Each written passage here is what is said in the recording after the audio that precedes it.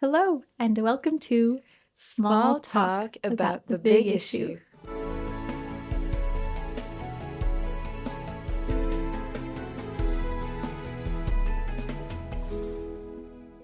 I'm Lorraine, And I'm Kiara.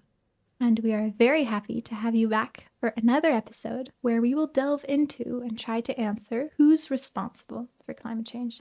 Not because it's a blame game, but because we think it's part of trying to answer and solve climate change. Our first title for this episode was supposed to be Who's to Blame, but we decided to change that because it was a bit too guilt-inducing and accusatory. But Yes, it will so be we the will- focus of this episode. Exactly. I'll start by introducing a general framework for answering this question, and then Kiara will take a look at a recent article and introduce more nuance. I just know the title and I've read the abstract. It's a very exciting article, so I'm really excited. So I wanted to start off this first section of the podcast by telling you about a random childhood memory, Kiara, Oh, that I remembered because I was researching this episode. yeah? When I was a kid, I had this subscription to like a little child magazine. And one of the visuals, it was very well made and it really Yeah. encapsulates two of the core messages of this episode.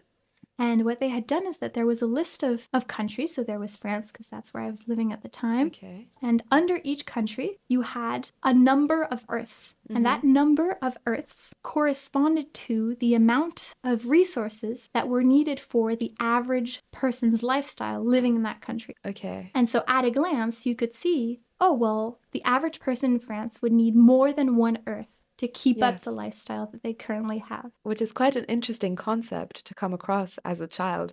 I remember I must have seen some variation of this, and it took a while for me to wrap my head around that. What does it mean?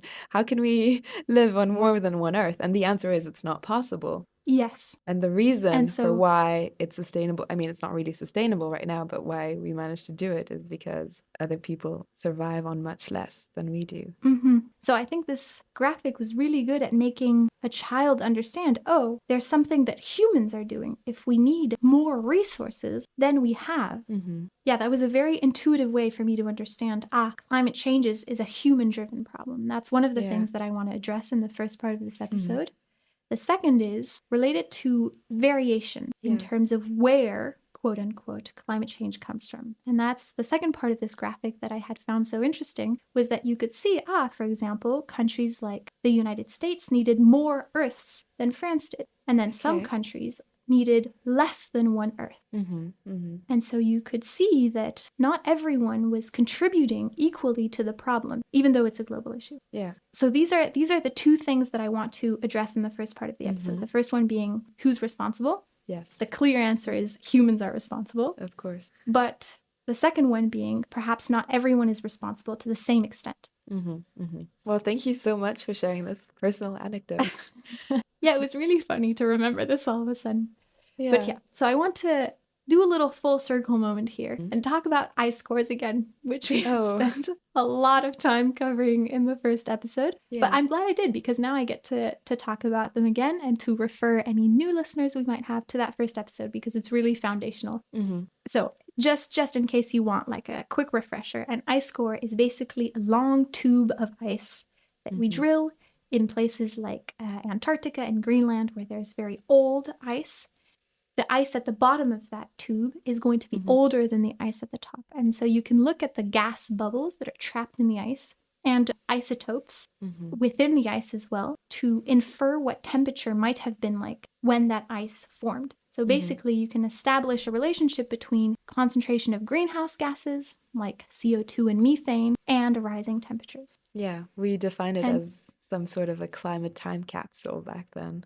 Yes, that was a really good analogy. And so I want to talk about one very specific ice core that's called the Vostok ice core. And it was drilled in 1998 by an international team of scientists from Russia, the US, and France in East Antarctica in a Russian station called Vostok, hence the name of the ice core. And it was a really long ice core, over 3 kilometers deep.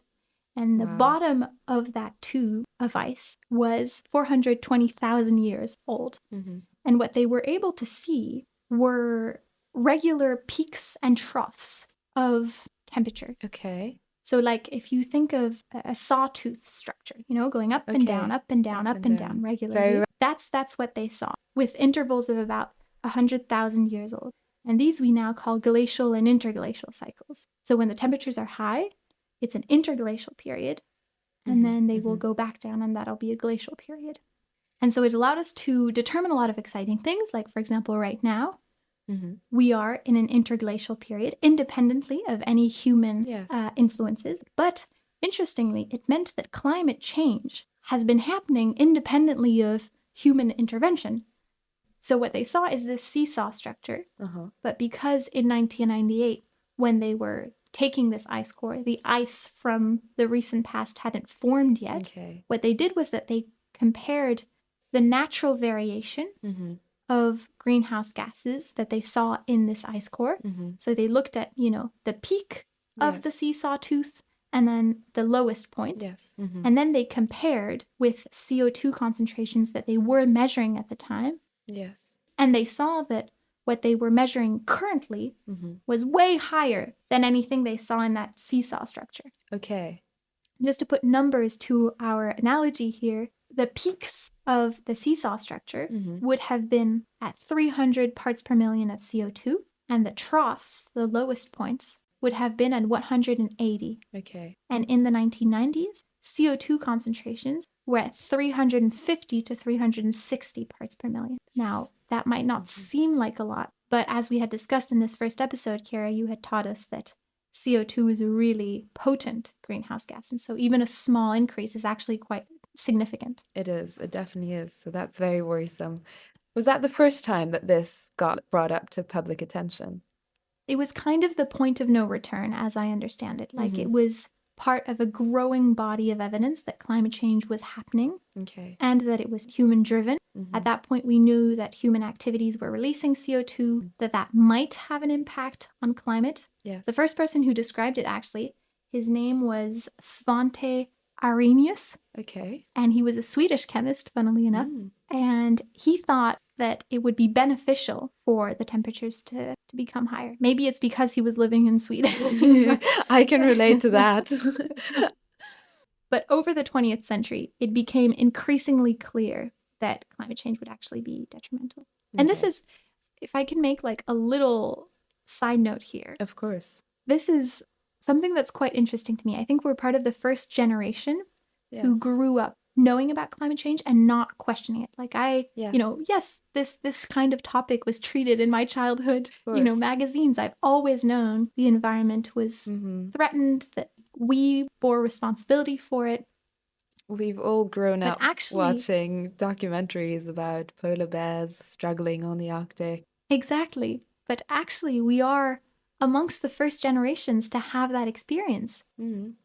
Yeah, so from this realization, for me, there's a little glimmer of hope that is, I'm quite hopeful that the leaders of the future, people who govern our countries, will have this worry for the environment at the forefront of the policies they choose to enforce, because they will have grown up knowing that this was an issue. Yes. Thank you, Lorraine. Yeah, that's the little side note. If I summarize what the Vostok ice core taught us, it's that climate has been changing independently of humans for the past 400,000 years. Yes, not just changing, also, fluctuating back and forth. It's not as if we're moving towards one direction. It's always been cyclic. Yes, and that's very important. It's been changing within set bounds, within a maximum and a minimum. Yes. And what humans are doing is that we're pushing it past that maximum. And so, the Vostok ice core showed that perhaps even if we weren't at the time feeling very concrete effects of climate change, that we were in fact changing the climate. So that summarizes the first half of part one, where I wanted to make the case, well, who's responsible for climate change? Humans are responsible for climate change. There are a lot of other ways we know that humans are responsible. This isn't the only proof we have, but historically it was really important in furthering our understanding of climate change. The second point that I wanted to make, and I think this is equally important, is that not everyone has contributed and contributes equally. And it's also very interesting to make the between who is contributing the most nowadays, but also who has contributed the most historically, because those are also two different sets of measures. Exactly. And I'm going to get to that. But first, I wanted to give today's figures. So if we look at today, and by today, I mean 2023, because statistics and measuring might take a while to be publicly available. Of course. But if we look at which continents emit most CO2, in 2023, Asia comes first with 22.5 billion tons of CO2 being emitted. Then we've got North America with 6.1 billion tons, Europe with 5 billion tons, Africa with 1.4 billion tons, South America with 1.1 billion tons, and Oceania with 430 million tons. Okay, that's interesting. But at the same time, these continents have very different numbers of inhabitants. Do you have any data on those emissions per person? Kiara, Yeah. you're jumping ahead. Oh, I'm sorry. But so you're right that looking at it by continent gives you some information, but there's a lot of variation in terms of CO2 emissions within continents. So if I look at the biggest country emitters in 2023, China was the largest emitter worldwide, with the USA coming second, and then India and Russia. But if we look at just emissions by countries for a given year, I think we miss three really important factors in terms of contributions to climate change. And you've hinted at most of them, but do you think you can summarize them? How is the information I've just given you limited? Now I realize how I've jumped ahead many times already. It's okay. But I think it's really good, because probably listeners were thinking the same. So I would start by saying that I would be interested in knowing the emissions per person, per country, because of course you have really high numbers for China, also for India, but they have enormous populations. So there's probably less emissions per person than what you would think compared to Russia, for example. Also, I also mentioned before that it's not only about what was emitted in 2023, because it's not always representative of what has happened in the past. Countries that have maybe reduced their emissions nowadays recently, but still have contributed a lot to carbon dioxide emissions in the past should not be held accountable. I completely agree with you. To me, looking at historical trends is really interesting in terms of who has emitted the most. So if you look at CO2 emissions between 1751 and 2017, 1751 being pretty close to the beginning of the Industrial Revolution, so you're really able to see most of the human-generated CO2 emissions. Europe comes in first in terms of CO2 emissions. It's released since 1751, 514 billion tons of CO2. That's 33% of all emissions until 2017. So it's not enough to just say who's the biggest emitter worldwide now and forget all about Europe, when in fact it is responsible for the biggest part of global warming. Exactly. If we look at who comes in second, we've got North America with 29% of what's called cumulative CO2 emissions. Asia comes in third with a similar amount, 29%. Yes. Africa is at 3%. Okay. South America is at 3% as well. And Oceania is at 1.2%. So you can see that does change the trend that we're seeing in terms of who has emitted more. Yes. Now, I think it's also interesting to look at not just continent. I give continents just to have like a ballpark idea. But if I look at individual countries, the single biggest emitters are the USA, which represents 25% of global historical emissions. That's twice as much as China, which is the second largest national contributor. Russia being the third, and Germany being the fourth. Okay. Maybe building onto that, I think I read an article about taking into account the colonial history of countries when making these emission data sheets. And most of the time it wasn't done, and there was this one article which started incorporating colonial data into their research, and they found that some countries, mostly in Europe, saw their historical contribution double or triple when colonial data was taken into account. Okay, that's really interesting. I wonder how you take this into account. Like, I think it would be really interesting to look at. Maybe an episode idea. We have episode ideas faster than we can record said episodes, but yeah. Somewhat linked to what you're saying, up until 1950, more than half of historical CO2 emissions were emitted by Europe, with the vast majority of them coming from the United Kingdom, because that's where originally a lot of the technical developments that allow us to release so much CO2 originate from the United Kingdom. And then if I give like a whistle-stop tour of how CO2 emissions spread across the globe, so they started in Europe, moved to North America, and then it's only over the past 50 years that really it's grown into the rest of the world. Yeah. The second idea you had, Kiara, was looking at demographics, because it's not the same if a country or a continent with lots of people is emitting a lot than if less densely populated place is also emitting a lot. So if you take into account the number of people living in a given place, so you're looking at CO2 emissions per person in 2023. Again, I'll start by continent and then go into countries. North America is the first, with 10.1 tons of CO2 being emitted per person in 2023. On average. On average. Oceania is the second, with 9.5. Europe comes in third with 6.7 tons. Asia with 4.7. South America with 2.6. And then Africa with 1 ton of CO2 emitted per person in 2023. So this shows that it's very important to make that distinction, because Oceania, for example, was always at the bottom of your list and kind of appeared as a low emitter. And when you look at the emissions per person, it becomes higher.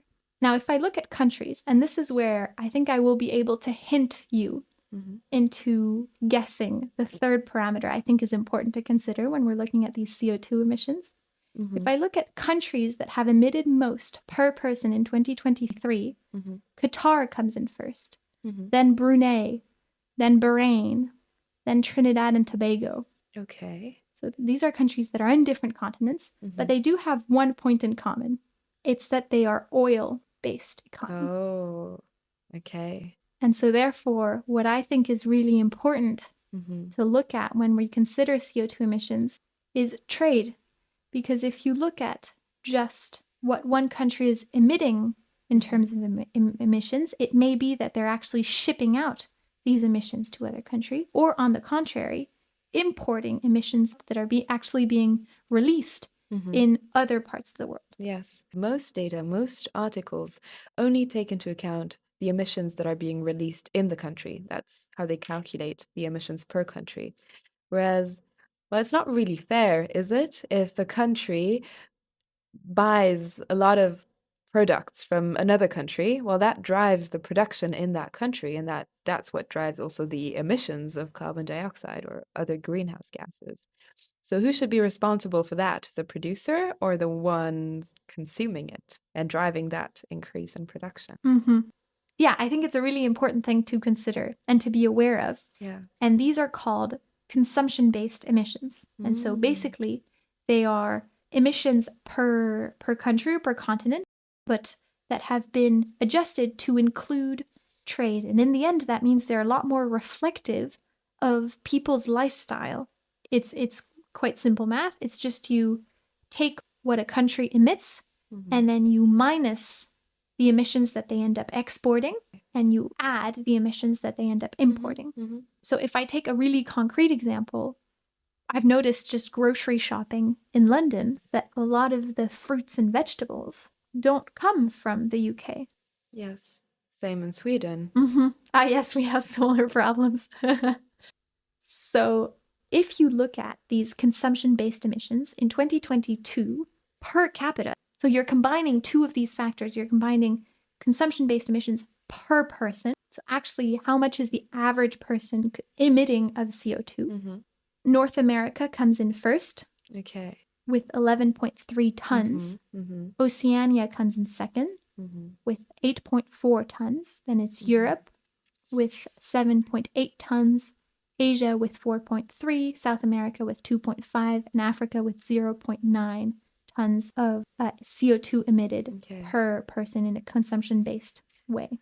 So, well, yeah, North America and Europe actually increase compared to what you said before. Yeah, and I think I also think it's really interesting to see the very big divide between the largest emitter and the lowest emitter. Mm-hmm.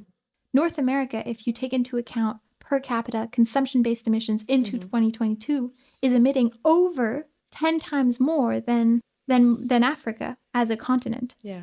If we look at these per capita consumption-based emissions in 2022 for individual countries, we've got Singapore coming in first, and then Saudi Arabia, Brunei, Malta, all of these countries being above 20 tons of CO2 emissions per capita. So per person.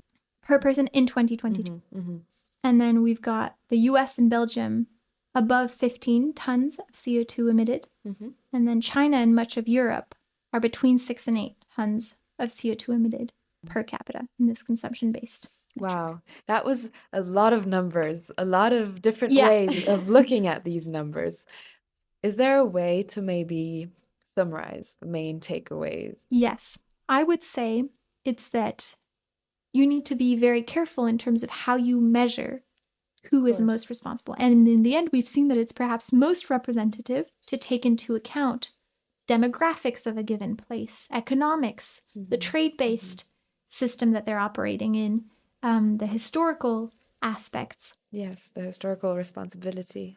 And so you can really bias your view of what's happening if you're looking at one metric versus the other. Yes, this is a very important point to make, especially in the climate change topic. When you're faced with so much data, so many numbers, it's really important to know that numbers can be interpreted in very different ways. They can be taken out of very different contexts. I think, Lorraine, you did a really good job at showing us those different levels of intricacy and introducing us to them.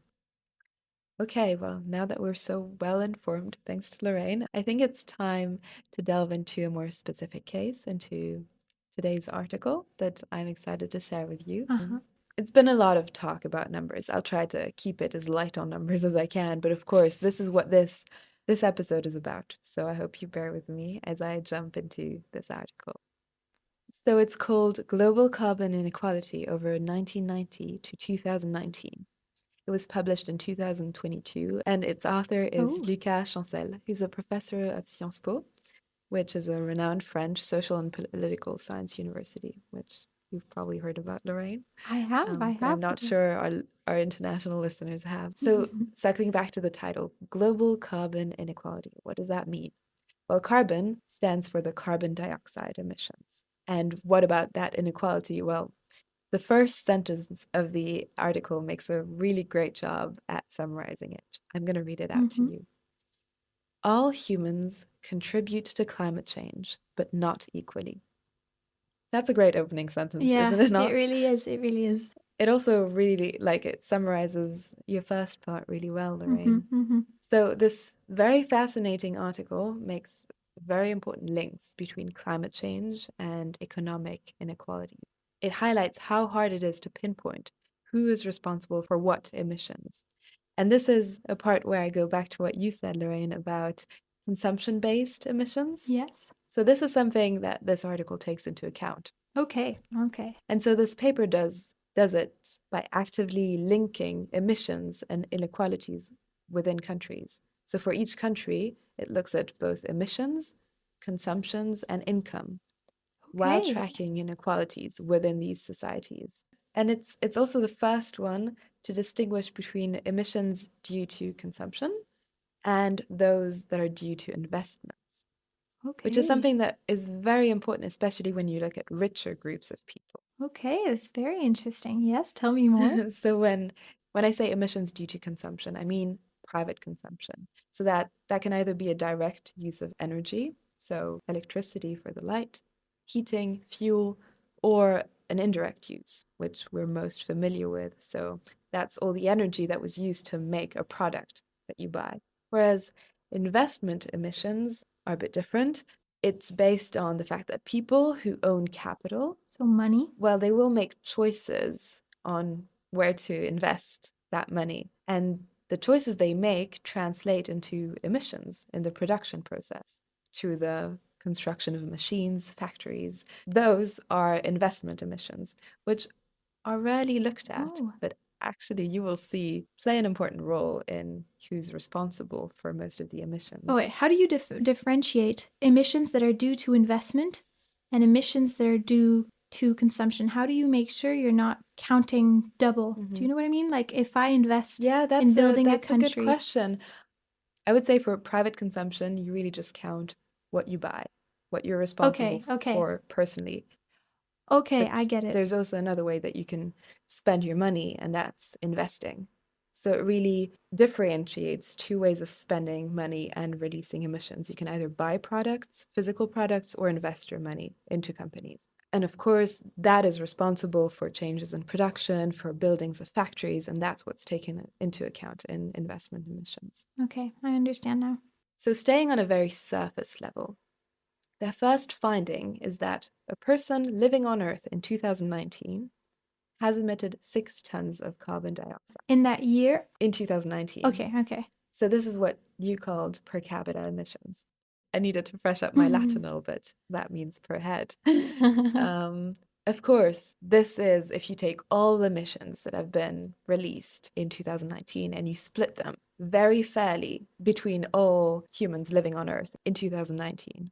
But of course, the reality is much different. There's going to be people who have produced way less than 6 tons and others which have contributed way more. But as a side note, there's this goal of staying below 1.5 degrees of global temperature increase.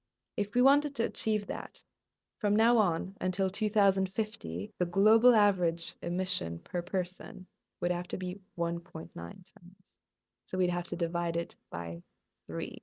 And that's only on average, of course. Yeah. Some of us would have to divide it by a lot more, whereas others are quite in line to fit that standard. Yeah, that's a really low benchmark to reach for. So we start on a very surface level, but of course we want to know who emits what, because that number is just a very broad average. So what they did in this article is that they split the global population into 3 categories. So first, there's the top 10% of emitters.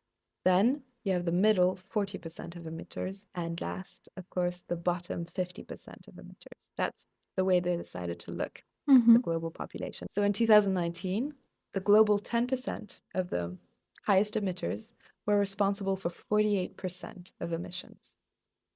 So 10% of humans are responsible, or were responsible back then, for almost half of the emissions that year.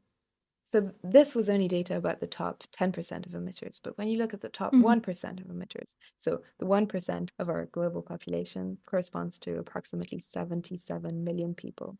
They emit more than the bottom 50% of emitters. Oh, wow. So the top 1% emits 17%, whereas the bottom 50% emits 12%.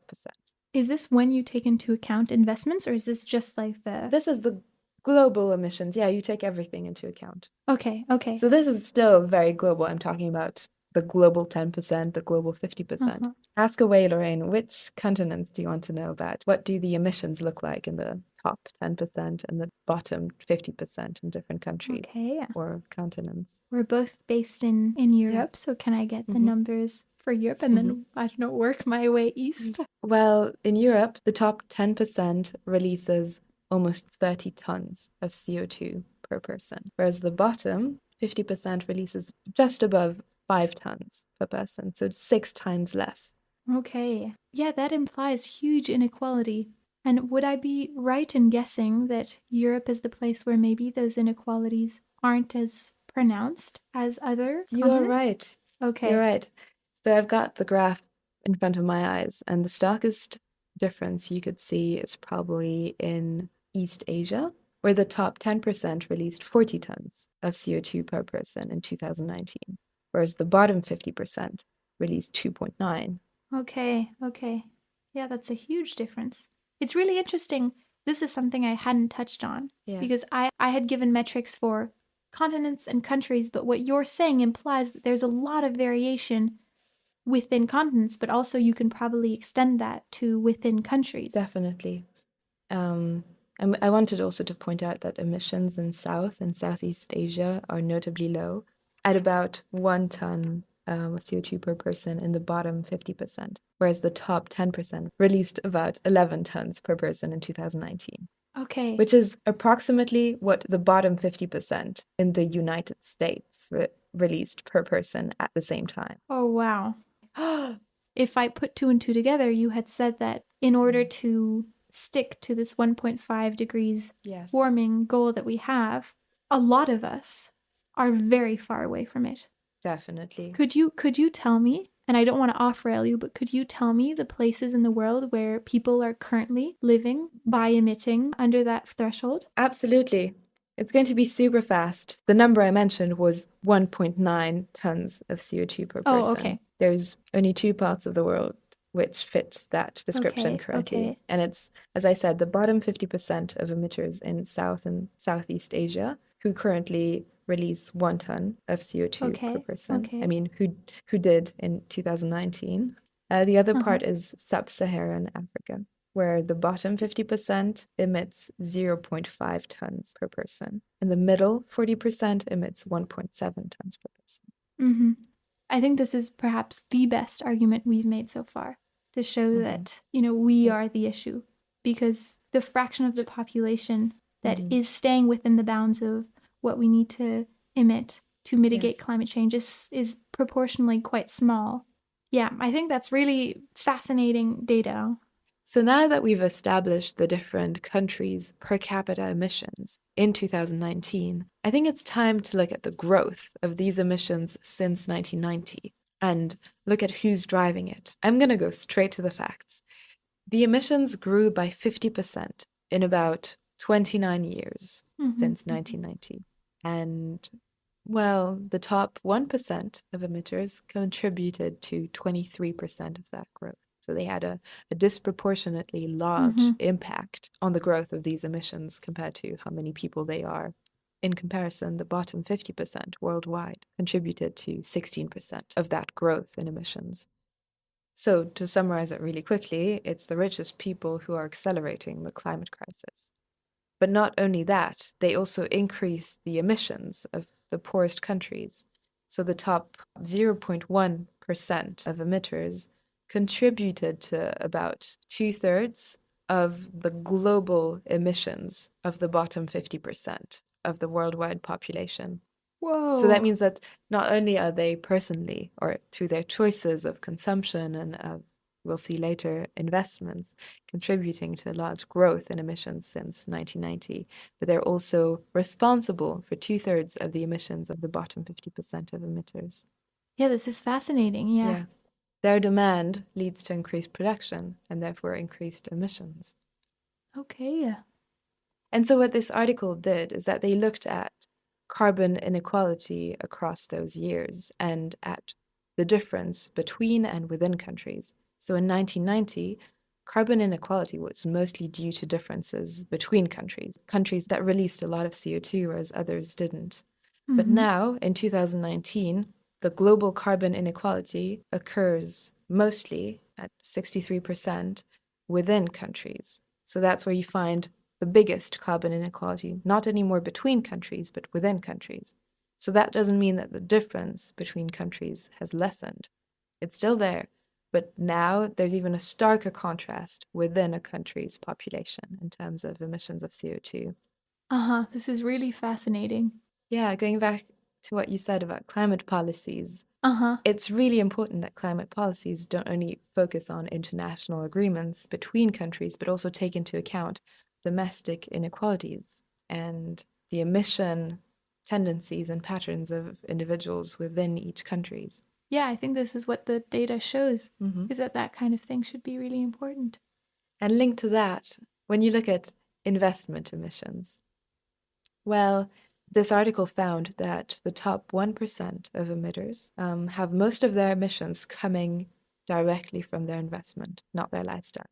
So those 1% of emitters, which emit more CO2 than most of the global 50% bottom emitters, 70% of it is due to their investments, not to their direct consumption of goods. Yeah, I wish we had a financial expert. I have so many questions like how is that possible? What does it Mm-hmm. how does it work? Yeah. Yeah, if you're a very rich person who consumes a lot of goods and invests a lot of money, 70% of your carbon footprint is due to your investments. And so this also highlights the importance of sustainable investing. Mm-hmm, Being mm-hmm. sustainable doesn't stop when you leave the threshold of your household. Yeah, this is really interesting. I'm discovering Yeah. all these new aspects that are linked to sustainability. So I think this Uh-huh. concludes the article. I mean, it went into greater detail about many, many things, but I think this was one way of summarizing it and showing that there's so many Mm-hmm. different levels at which there's inequalities in our carbon emissions. It's important when tackling the climate change issue, knowing who is historically responsible for what, but also looking at different levels in countries to see where this is coming from, because of course, as we always like to say, you need to know a problem to solve it. Knowing which part of the population contributes the most to that increase is crucial in determining how to set goals for countries, for parts of populations that will enable us to reach our sustainable goals. So, if I summarize what I've learned from the article you've presented, I think what really stands out to me is that there are huge inequalities between people's carbon's emissions, Yes. and these inequalities can be due to which country they're living in, but also, and it seems as though the trend you're describing is that increasingly the amount of wealth that you have Yes. is driving how much carbon you produce because of the lifestyle that you lead, Yes. but also because where you invest. And that in turn means that there are more inequalities within countries than between countries compared to before, when it was mostly between countries that there were inequalities. And this inequality between countries is still very present, very high. It's just that this disparity is the strongest within countries now. Yeah. So these are all very important points to keep in mind when designing international policies about climate change goals.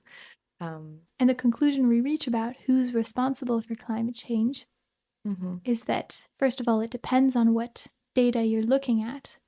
But if you try and look at it as holistically as possible, the country you live in seems to make an impact as to how much you're emitting, both currently and historically. The trade systems that your country relies on seem to also have an impact on your carbon emissions. And your level of wealth seems to also be very important based on the second part of the article that you presented, Kiara. I think that's a great way to summarize it, Lorraine. Thank you. As always, we have some resources that we'd like to share. Yes. We like to leave you with something that you can look at on your own. I know I will for sure be looking at this article that Kiara presented, but something that I found really useful and very accessible during my research was this website called, there are two websites, Statistica and Our World in Data. They have sections on carbon emissions, and you can look at different countries. So you can look at your country. If I haven't mentioned it, you can look at your country specifically, how they're doing in terms of carbon emissions per capita, consumption-based emissions, etc. And you can compare it to other countries. You can see the historical trends. So you can manipulate these graphs, and they're really useful and very informative. So I would highly encourage that if you have any unanswered questions, that you have a look at these resources. I think this was a fascinating episode. I learned so much, and I'm really excited. I'm really excited to go look at more resources. As usual, if you have questions, comments, or feedback, we're very happy to listen to them. You can leave a comment or email us at smalltalk.bigissue@gmail.com. And we will see you next time for the ultimate episode of our introduction series with a very exciting guest. Yes. Until then, stay tuned and yeah, see you soon. Bye. Goodbye.